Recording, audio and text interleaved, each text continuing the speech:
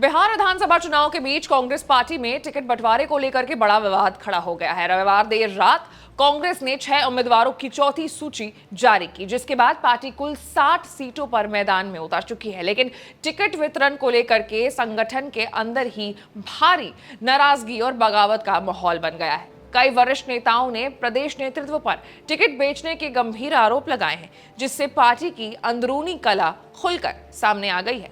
राहुल गांधी ने बिहार में कांग्रेस को दोबारा मजबूत करने के लिए अपने भरोसेमंद नेताओं को जिम्मेदारी सौंपी थी। कृष्णा अलावरू को प्रदेश प्रभारी, राजेश राम को प्रदेश अध्यक्ष और शहनवाज आलम और देवेंद्र यादव को सह प्रभारी बनाया गया था।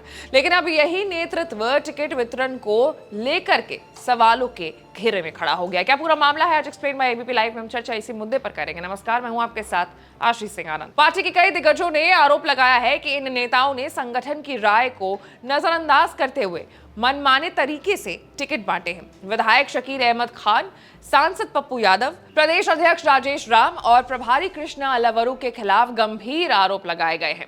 कांग्रेस के अंदरूनी मतभेद का असर महागठबंधन पर भी दिख रहा है। सीट बंटवारे और उम्मीदवार चयन में समन्वय की कमी के चलते लालगंज, वैशाली, राजापाकर, बछावड़ा, रोसड़ा, बिहार शरीफ, गौड़ाबोराम और कहलगांव जैसे कई सीटों पर महागठबंधन के घटक दल एक दूसरे के खिलाफ ताल ठोक रहे हैं, जहां एनडीए ने सभी सीटों पर साफ रणनीति के साथ उम्मीदवार उतार दिए हैं।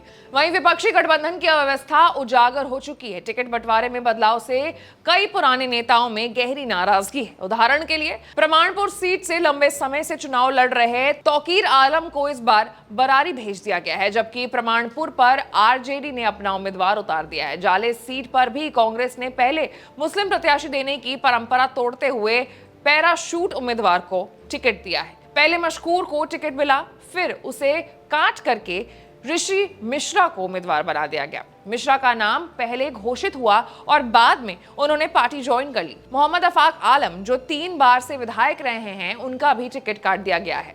उन्होंने प्रदेश अध्यक्ष राजेश राम और अन्य नेताओं पर टिकट बेचने का आरोप लगाया है। उनका कहना है कि कांग्रेस में अब विचारधारा की जगह पैसे ने ले ली है। उनका एक वीडियो भी वायरल हो रहा है, जिससे पार्टी नेतृत्व पर सवालों को और गहरा दिया है। इस तरह खगड़िया सदर से विधायक छत्रपति यादव का भी टिकट काटा गया है।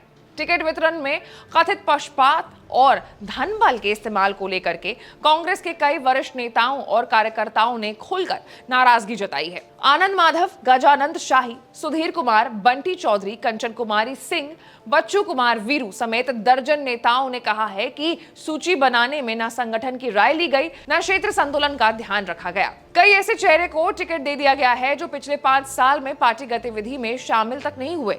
इन हालातों में नेताओं का मानना है कि पार्टी के लिए 10 सीटें जीतना भी मुश्किल हो जाएगी। कांग्रेस सांसद तारिक अनवर ने भी बरबीघा सीट से मुन्ना शाही का टिकट काटे जाने पर सवाल उठाए।